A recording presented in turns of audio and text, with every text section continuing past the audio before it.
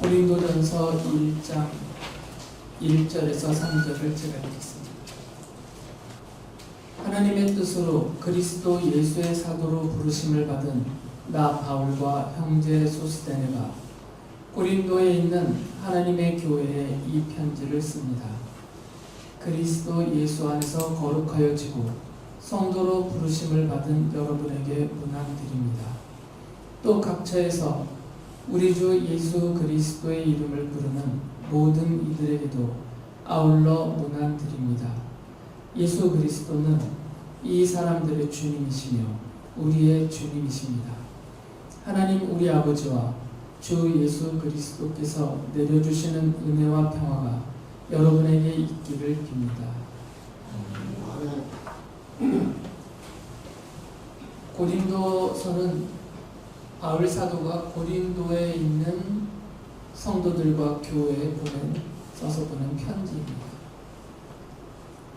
성경에는 두 통의 편지가 남아서 기록되어 있는데 먼저 보냈기 때문에 고린도 전서라고 부르고 두 번째 보냈기 때문에 후에 보냈기 때문에 고린도 후서로 편상 두 통의 편지를 나누어서 부르고 있습니다.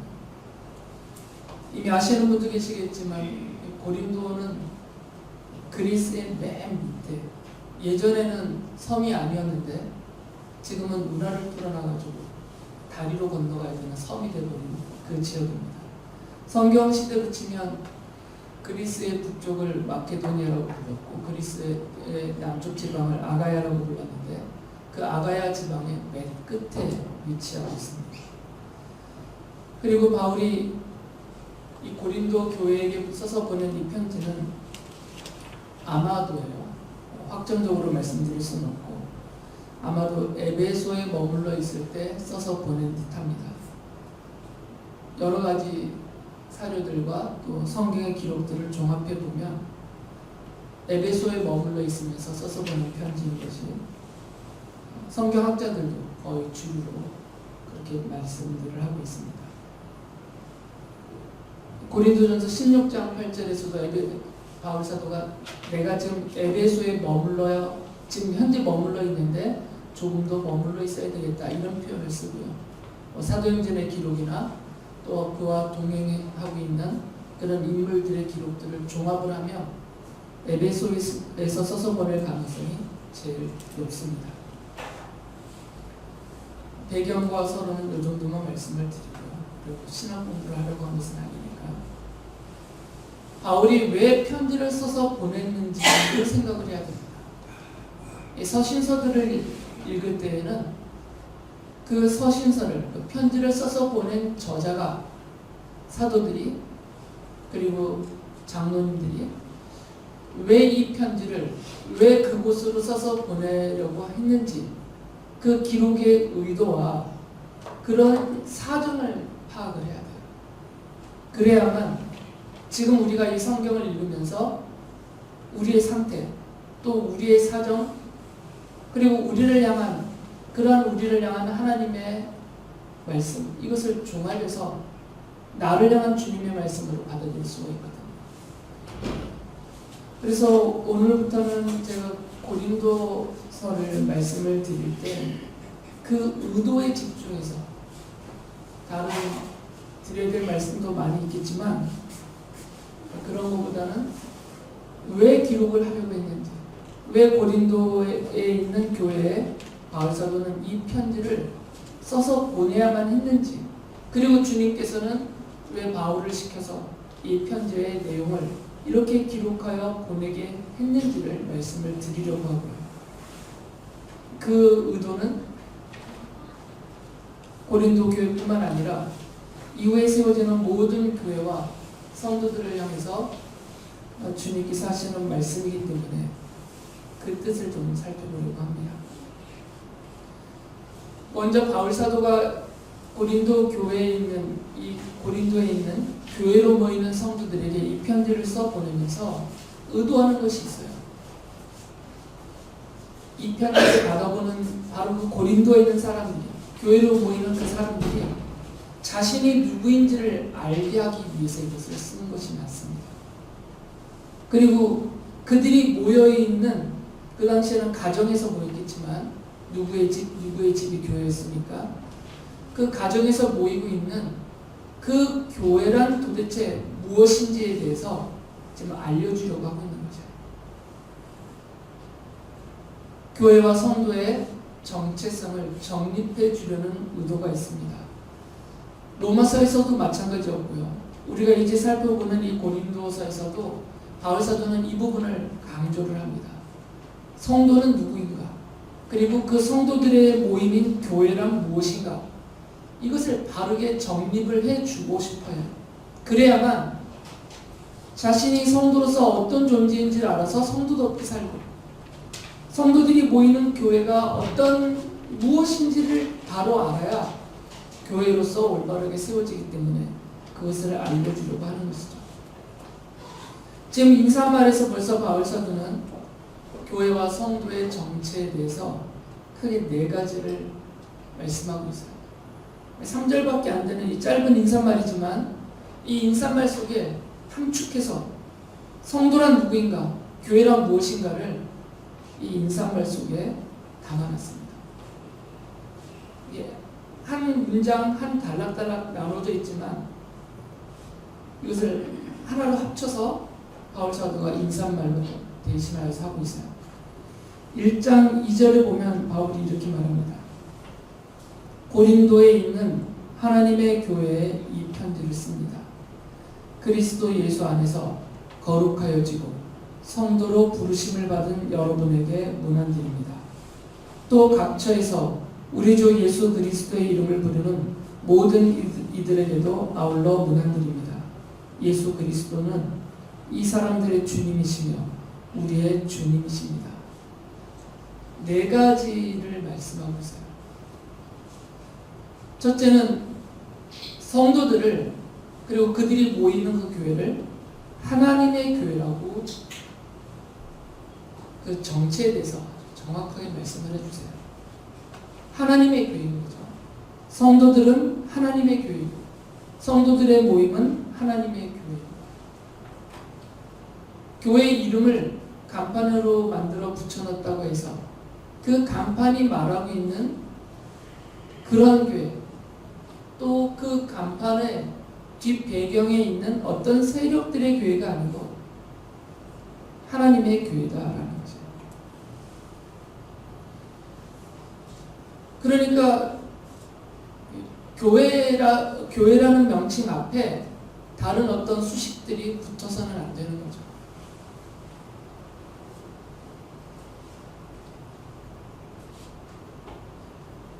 괄호 쳐놓은 곳이 맞습니다. 교회 앞에 이렇게 괄호 쳐서 써놓은 것들이 많이 있어요. 교회의 정체를 흐리게 흐트러버리는 그런 것들이 괄호에 담겨서 교회 앞을 수식하고 있는 것들이 많이 있습니다. 그런 것은 다 지우고 다 빼버려야 돼요. 교회는 오직 하나님의 교회로만 세워져야 됩니다. 어느 유력한 사람의 교회가 되어서도 안 되고요. 어떤 뛰어난 목회자의 이름의 교회가 되어서도 안 되고, 또는 어떤 특정한 세력들의 교회가 되어서도 안 돼요. 성도와 교회는 오직 한 분, 우리 하나님의 교회로 불리워져야만 됩니다. 2번째로는 성도들을 그리스도 예수 안에서 거룩하여진 사람들이다라고 부르고 있어요. 교회로 모이는 성도가 누구냐면 그리스도 예수의 십자가 복음으로, 그 십자가 보혈로 속죄를 받고 모든 죄를 용서함 받고 씻음 받아서 하나님 앞에 의롭다고 여김을 받는 거룩한 백성들을 말하는 것이죠. 그러니까 예수님을 믿지 않는 사람들은 성도라 부를 수도 없고 교회라 부를 수도 없어요. 예수님이 십자가의 복음을 믿지 않는 사람들은 비록 그 몸이 교회에 앉아 있다 하더라도 성도라 교회라 부를 수가 없다라는 것이죠. 성도라고 불리워지는 사람이라면 반드시 시간이 좀 필요하긴 하겠지만, 그리고 그 과정이 좀 오래될 수도 있겠지만, 결국에는 내가 예수 그리스도의 십자가로 죄 용서를 받고 구원을 얻었다라는, 그래서 하나님 앞에 죄인의 신분이 아니라 의인의 신분으로 서게 되었다는 사실을 반드시 믿어야 됩니다. 그리고 그 믿음의 고백이 되어질 때 그곳에 교회가, 참된 교회가 세워지는 거죠. 그래서 세 번째로 바울은 성도로 부르심을 받았다는 표현을 써요. 부르심을 받은 자들이지 스스로 되어진 자들은 아니라는 것이죠. 성도는 하나님께서 이 세상을 창조하시기 이전에 이미 선택하여 놓으신, 장차 때가 되어서 하나님의 자녀로 성도로 불러주기로 선택해 놓으신 그 선택에 의하여서 교회로 오게 된, 그리고 복음을 믿음으로 받아들이게 된, 성도로 부르심을, 불리워짐을 받게 되는 그런 사람들을 말합니다. 주님의 선택을 믿지 않는 사람들은 참된 신앙 고백을 할 수가 없습니다. 제가 장로교에 소속되어져 있는 목사여서만이 아니라 성경을 아무리 살펴보아도 주님의 선택과 예정을 부정할 수가 없습니다. 사람의 힘으로 사람의 뜻으로 스스로 되어질 수가 없는 일이에요. 예수님이 십자가의 복음을 참되게 믿는다라는 사실 자체가, 그리고 교회로 모여서 주님을 예배하는 이 사실 자체가 사람의 뜻과 노력으로 될 수가 없는 일입니다. 주님이 택하시지 않으면, 그리고 주님이 부르시지 않으면 이루어질 수 없는 사실. 주님의 선택과 부르심을 받은 자들이 바로 성도라는 사실이에요. 그러니까 비록 현재 우리의 모습이 좀 부끄럽고 부족하고 심한 경우는 형편없다 하더라도 우리 주님의 선택과 그 정하신 뜻을 우리 스스로 지우거나 없애거나 그 효력이 사라지게 할 수가 없다는 거죠. 이것이 우리가 갖고 있는, 내가 받은 구원의 확신의 근거가 되는 겁니다. 그리고 네 번째로는 주 예수 그리스도의 이름을 부르는 사람들이라고 하고 있고요. 주님은 그들의 주님이다라고 바울 사도가 말하고 있습니다. 주 예수 그리스도의 이름을 부르는 사람들, 예수님을 자신의 주님으로 부르는 그 사람들이 성도이고 그 사람들의 모임이 교회다라는 것입니다. 교회로 모이는 모든 성도들은 예수 그리스도를 자신의 신앙의 주님뿐만 아니라 인생 모든 것에 전인격의 주님으로 고백하고 믿고 섬기고 따르는 사람들이에요. 물론 온전치는 못합니다. 완전하게 섬기고 따를 수는 없어요. 그렇다 하더라도 흐트러지지는 않죠. 주님의 자리를 바꿔치기 한 적은 없습니다. 잠시 내가 스스로 부끄러워서 고개를 돌릴 수는 있겠지만 예수 그리스도를 주님으로 믿고 섬기는 나의 주님이라는 그 고백 자체를 집어던질 수는 없어요. 언제나 예수님께서 나의 주님으로 늘 계시는 것이고, 나는 언제나 내 마음속에서 예수 그리스도를 내 모든 것의 주님으로 고백하고 인정하고 살고 있어요. 그러나 말씀드렸듯이 우리의 삶의 상황과 또는 그 상태가 좀 온전치 못하여서 우리가 스스로 부끄러움 가운데 숨고 돌아설 뿐이지, 늘 주님은, 늘 예수님은 내 인생에 우리 모두의 교회의 주님으로 늘 그 자리에 계시는 것이죠. 성도의 믿음은 그와 같습니다. 그리고 참된 교회는 그와 같아요. 단 한 번도 언제나 그 주님이 계시는 그 자리를 다른 것으로 대체할 수가 없어요. 바울은 성도와 교회의 정체를 이렇게 말해줍니다. 우리도 마찬가지죠. 문등교회라는 이 이름으로 모이는 우리 모두 또한 이 네 가지의 정체를 갖고 있습니다. 우리는 하나님의 교회에 속한 자들이고, 예수 그리스도의 십자가 보혈로 죄의 용서함을 받아 의롭다 여김을 받는 사람들이 되었고, 창세전에 하나님의 택하심과 부르심을 받은 자들이고, 그리고 언제나 예수 그리스도를 우리 인생의 주님으로 믿고 섬기는 사람들이며 그러한 교회입니다. 바울은 이렇게 주님을 믿고 섬기는 성도들과 교회에게 하나님께서는 은혜와 평화를 주신다라고 약속하고 있어요. 고린도전서 1장 4절에서 이렇게 말하죠. 나는 여러분이 그리스도 예수 안에서 받은 하나님의 은혜를 생각하고 여러분의 일로 언제나 하나님께 감사를 드립니다. 바울은 고린도 교회에서 오래 머물면서 목회를 했습니다. 그래서 귀로 들은 것이 아니라 바울 스스로 목격을 했어요. 고린도에 있는 교회와 성도들에게 하나님의 은혜가 어떻게 임하였는지, 얼마나 풍성하게 풍족하게 임하였는지를 바울은 직접 목격을 하신 거예요. 그래서 언제나 그 일로 인해서 하나님께 감사를 드린다라고 말하고 있습니다. 물론 부족함과 연약함도 또 문제거리도 여전히 있지만, 그렇다더라도 바울이 말한 이 네 가지 강조한 이런 정체를 가지고 이 정체를 지속하고 유지하려고 애를 쓰는 이 교회와 성도들을 향해서 하나님께서 은혜를 풍성하게 베풀어 주셨다라는 거죠. 바울은 이 사람들이 고린도에 있는 교회로 모이는 성도들이 하나님께로부터 받은 그 은혜가 얼마나 풍성한지가 이렇게 드러났다라고 말하는데 1장 5절에서 이렇게 말하죠. 여러분은 그리스도 안에서 모든 면에 풍족하게 되었습니다. 하나님께로부터 은혜를 받았는데 하나님의 은혜가 그들에게 임하니까 그분들이 풍족해졌다는 거예요. 모든 면에서. 아주 기분 좋은 말이죠. 우리도 이랬으면 좋겠죠. 근데 고린도 교회는 풍족해졌다라고 하고 있어요. 이미 풍족하다라는 거죠. 풍족하게 될 것이다가. 하나님의 은혜도 이미 이들에게 임하였고 하나님이 이들에게 은혜를 베푸시니까 이분들이 모든 면에서 이미 풍족해졌다라고 말하고 있어요. 아주 좋죠.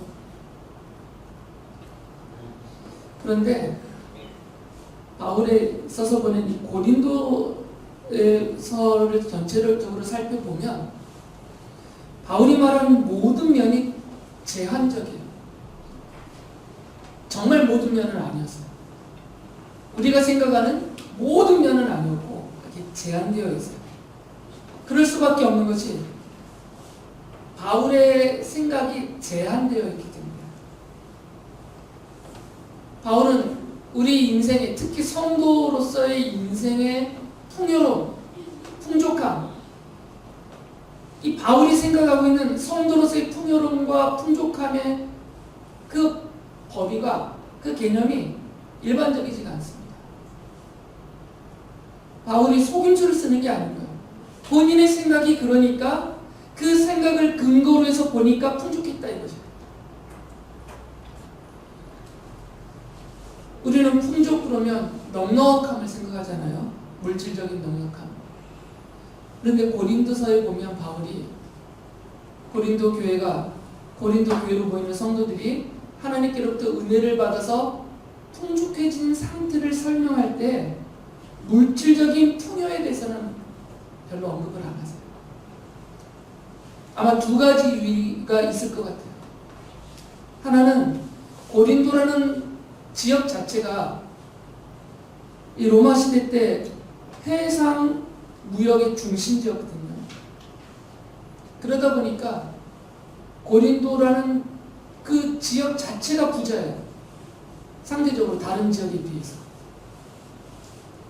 이렇게 굶주림과 가난 때문에 고생하는 그런 지역은 아니에요. 그 지역에 있는 사람들이 예수님을 믿고 교회로 모인 거거든요.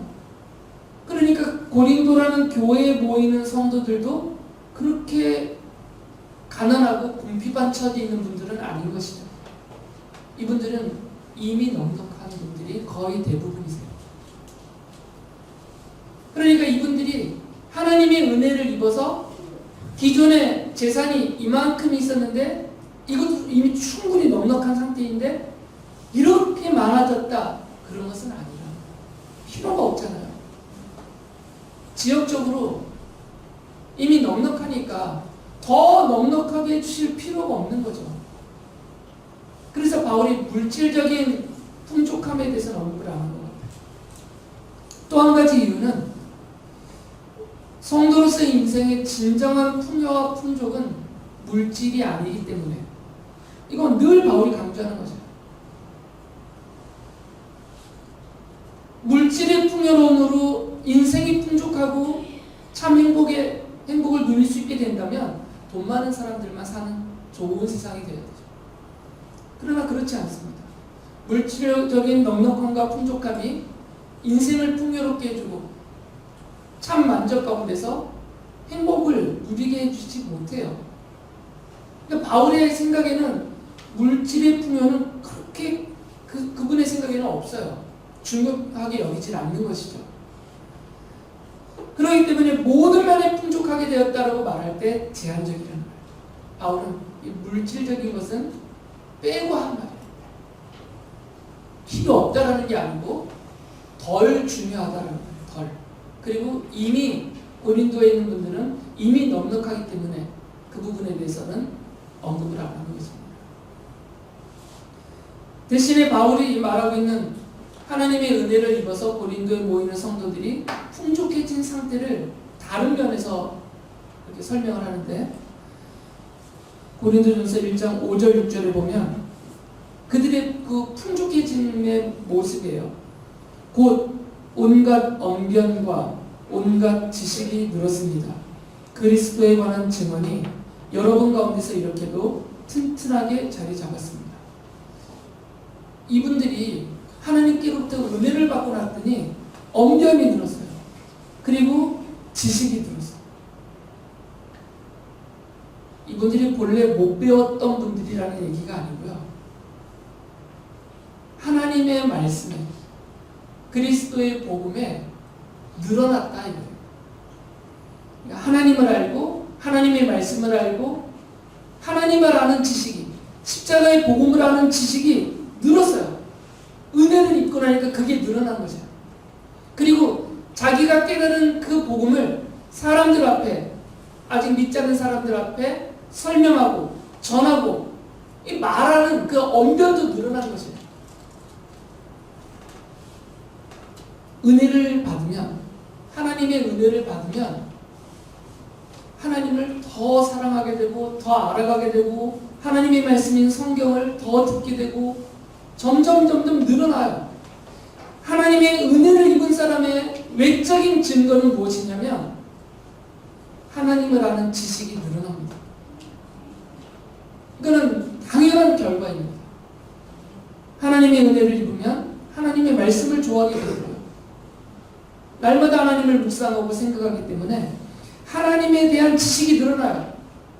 성경에 대한 지식이 늘어나고 복음에 대한 지식이 늘어나고, 그리고 자신에게서 늘어난 그 지식을 성령님이 전하게 하기 때문에 그 전달하는 그 언변도 늘어나게 되어진다는 거죠. 여기서 언변이 늘어났다는 것은 충분히 전할 수 있게 되었다는 거예요. 전에는 예수님을 믿지만 전하지를 못했어요. 어떻게 말해야 될지도 모르고, 어떻게 성경을 설명해야 될지도 모르고, 다른 사람이 반박하면 대답할 말도 궁색이고, 그러나 이제는 그런 걱정 없이 마음껏 자기가 믿는 예수님에 대해서, 자기가 믿는 하나님에 대해서, 자기가 받은 은혜와 구원에 대해서 마음껏 전할 수 있게 되었다는 것이에요. 아주 능숙하진 않더라도, 달변가는 아니더라도 최소한 자신의 믿음을 증거를 할 수 있게 되었다는 거죠. 그래서 이렇게 말한 거예요. 그리스도에 관한 증언이 여러분 가운데서 이렇게도 튼튼하게 자리 잡게 되고, 증언이 이제 가능하게 되었다는 거죠.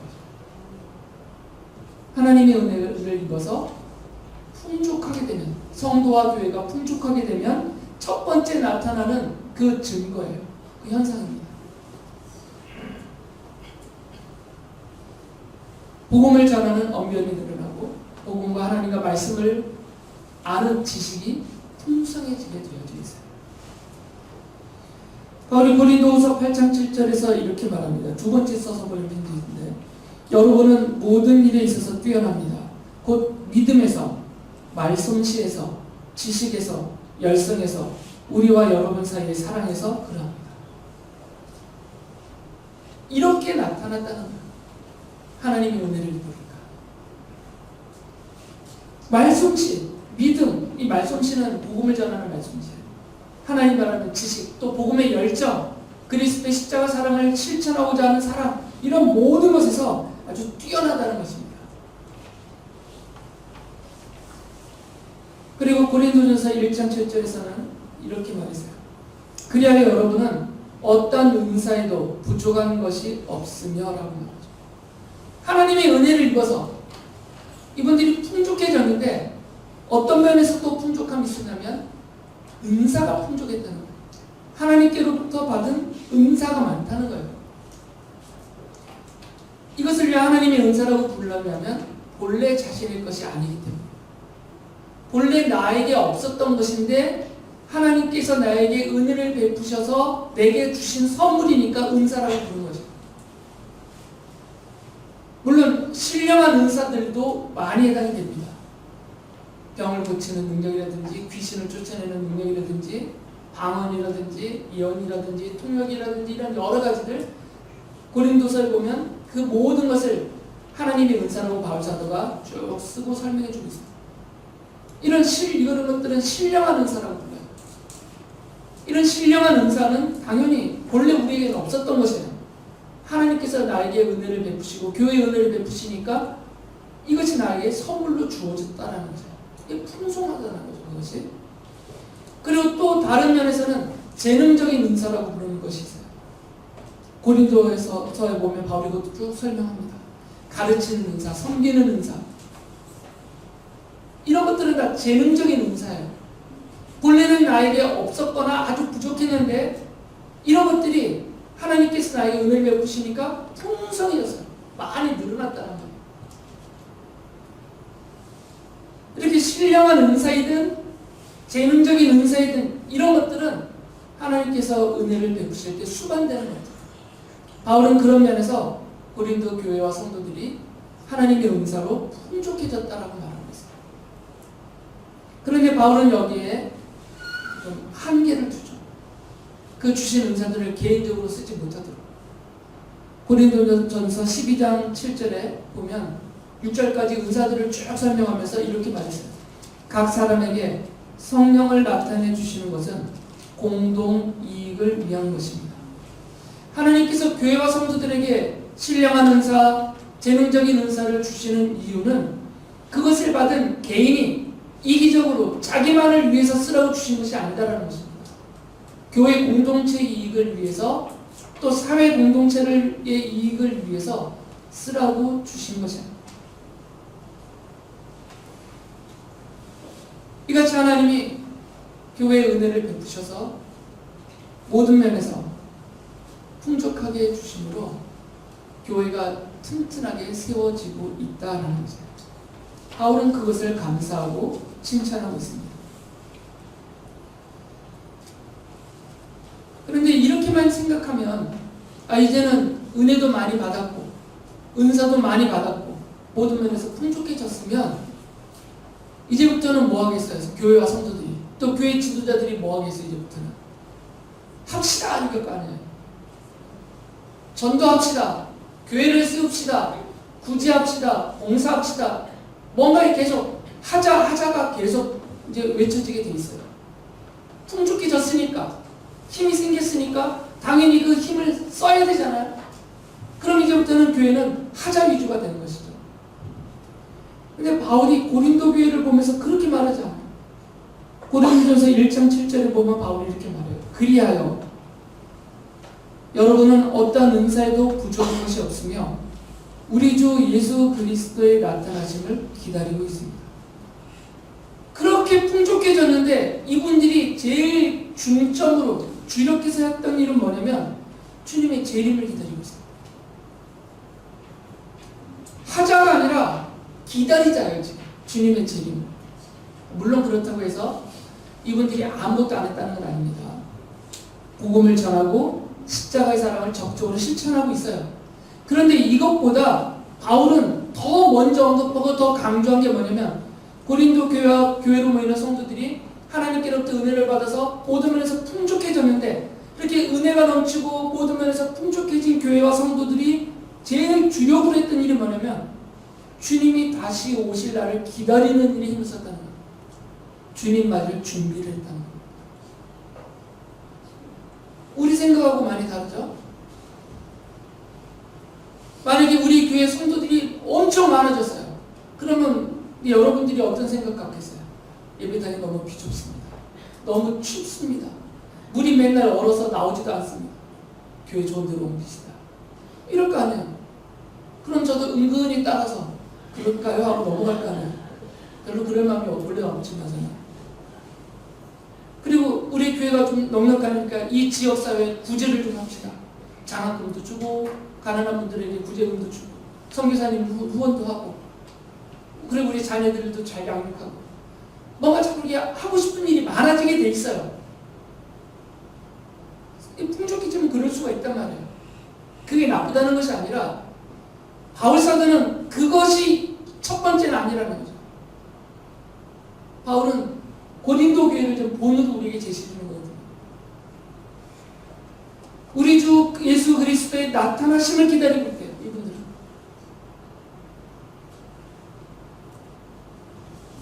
빌립보서 3장 20절을 보면 바울이 이런 말을 해요. 그러나 우리의 시민권은 하늘에 있습니다. 그곳으로부터 우리는 구주로 오실 주 예수 그리스도를 기다리고 있습니다. 바울이 말하는 우리는 바울 자신뿐만 아니라 바울과 함께하는 그 전도하는 전도단뿐만 아니라 모든 교회 성도들을 가리켜요. 복음을 받아서 예수님을 믿고 하나님의 은혜를 입어서 풍족해진 모든 교회와 성도들이 지금 주님을 기다리고 있다는 거예요. 주님의 재림을 기다리고 있어요. 마땅한 일이다라는 거죠. 고린도 교회도 지금 이렇게 하고 있다는 겁니다. 그 이유를 바울이 말한 거죠. 그 이유는 우리의 시민권이 하늘에 있기 때문에. 이건 두 가지 의미입니다. 시민권이 하늘에 있기 때문에 주님의 재림을 온 교회가 이처럼 가장 우상되게 주력하여 기다리며 맞을 준비라는 이유는 두 가지. 첫째는 내가 어느 때든지 내가 개인적으로 죽음을 맞을 때든지 아니면 주님이 약속하신 대로 이 땅에 다시 오시는 날이 임하든지 개인적인 종말이든 우주적인 종말이든 결국은 종말을 맞게 되는데 내 인생은 그러면 나는 내 시민권이 하늘에 있으니까 당연히 하늘로 돌아갈 것이다 라는 믿음입니다. 그러면 하나님 앞에 서게 된다는 것이죠. 개인적으로 하나님 앞에 서게 되는 날이 온다라는 사실을 기억합니다. 그러니까 하나님 만날 준비를 해야 되겠죠. 당장 내일이라도 갈 수가 있는데 얼마 안 있으면 내가 갈 수도 있거든요. 그러면 나를 부르시는 하나님 앞에 서게 되는 날이 이미 정해져 있단 말이에요. 우리 나만 모를 뿐이지.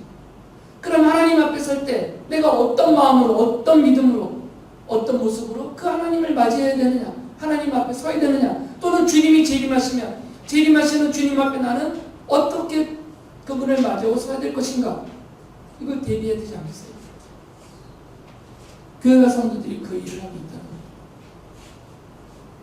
그리고 두 번째는 주님이 재림을 하시면 지금은 세상이 죄와 악과 부조리와 부패와 온갖 폭력과 모든 더러운 가운데서 이렇게 망가져 버렸는데 주님이 재림하시면 이런 모든 것들을 주님이 다 심판하시고 다 멸하고 없애시고 공의와 공평과 사랑과 평화와 안식의 나라가 이루어지기 때문에 그 나라를 기다리고 있는 거죠.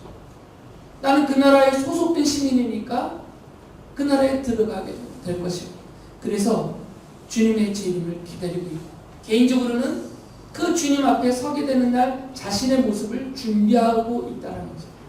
이건 너무나 마땅한 것입니다. 우리도 그렇게 해야 돼요.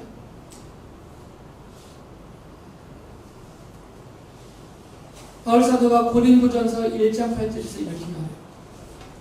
우리 주 예수 그리스도께서 나타나실 날에 여러분이 흠잡을 데 없는 사람으로 설 수 있도록 주님께서 여러분을 끝까지 튼튼히 세워주실 것입니다.